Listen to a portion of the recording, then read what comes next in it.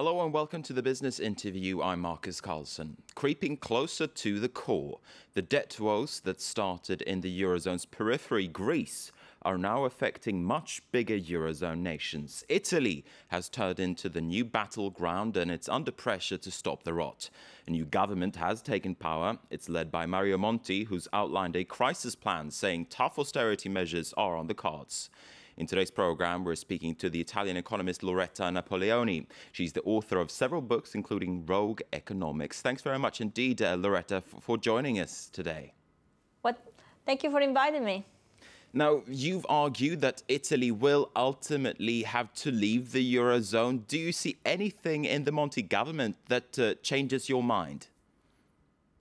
No, not at all. This is a neoliberal government which is going to implement exactly the same kind of measure and policy that Brussels had suggested to Berlusconi. So what we're going to see is a sort of policy very similar to the one that was implemented in Greece in the last 18 months. So we'll see Italy slide into the same kind of recession where Greece is at the moment. As you say, though, these reforms that Monti has outlined, that's exactly what the doctor has ordered. And the doctor in this case is the European Union and the markets. You're saying that they won't help in any way, shape or form? No, well, I don't think that these are the reforms that the market really wants. This is what is the interpretation of Brussels, what the market wants. I think what the market really wants some growth. And we're not going to get any economic growth if what we're doing is austerity programs without any sort of incentive. I mean, where are the incentives in this program? I don't see them. It is taxation again, imposed upon the same group of people, which is, the middle class, which is bearing the brunt of all the taxation in the last 10 years. If you look at taxation in Italy, the actual weight of taxation is about 58%, which is, the highest that we see in Europe. But Mario Monti, he says he wants to make it easier for companies to hire. That is a plan for growth. That is a suggestion that would bring growth. At least that's the common theory.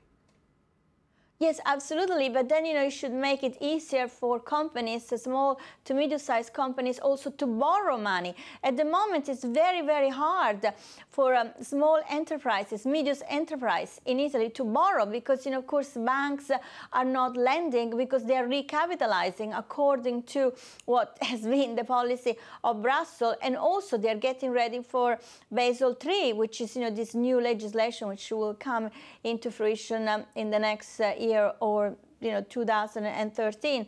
So there are no money really for companies to hire more people. Now, do you see any scenario that could bring Italy and the Eurozone as a whole out of this crisis? What needs to be done to save the situation?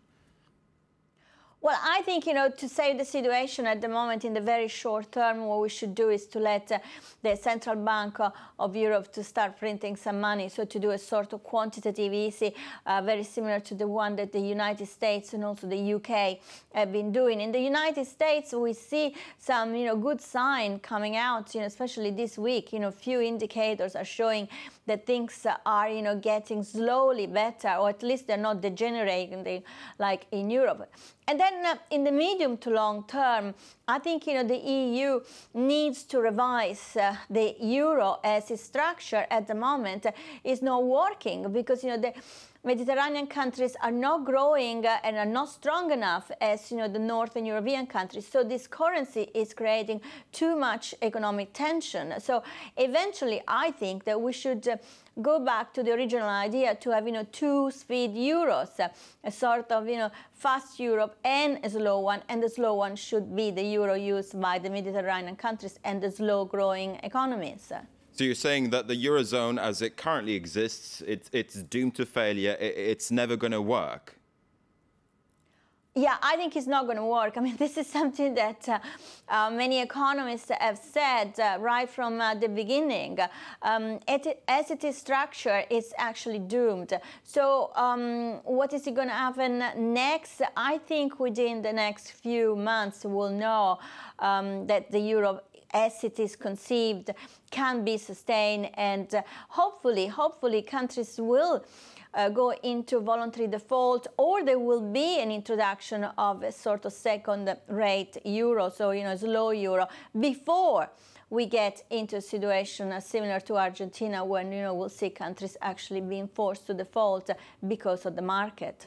Now, whenever I hear this kind of doomsday scenario, I'm thinking that perhaps we're just underestimating the will of Eurozone politicians to hold the Eurozone together. Angela Merkel, for instance, she said that the European Union will collapse if the Eurozone also collapses. As I say, aren't we underestimating Eurozone politicians?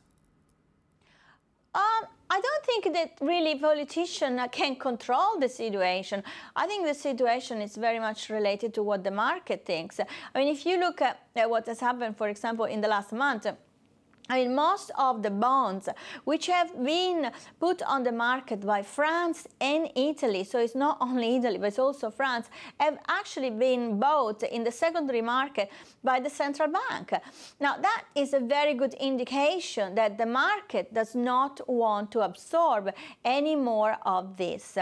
Bonds. So what are we going to do next year? Because, of course, the requirements of this country is immense. I mean, Italy in 2012 needs to place about 375 billion euros. So the Central European Bank cannot buy all of the bonds. So there will be a point in which it will become clear that either the European Central Bank becomes the lender of last resort, in which case, of course, they will have to decide, who are they going to save and who are they not going to save, because, the amount of debt outstanding is simply too big, or they will have to reform the euro. Now, I want to change tack a little bit.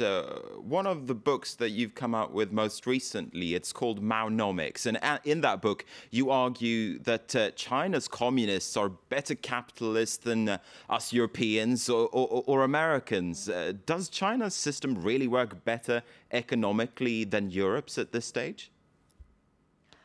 Yes, I mean, I think what has happened is that in the last 20 years, the country that has benefited the most from globalization has actually been China. Now, we kick-started globalization. It's very much a Western phenomenon, but, we didn't know really how to deal with it. And the reason why China did so well is because it was sufficiently flexible. So they managed to adapt a communist system to the needs of globalization by creating a sort of free economy, a capitalist society, attracting funds from abroad by selling cheap labor.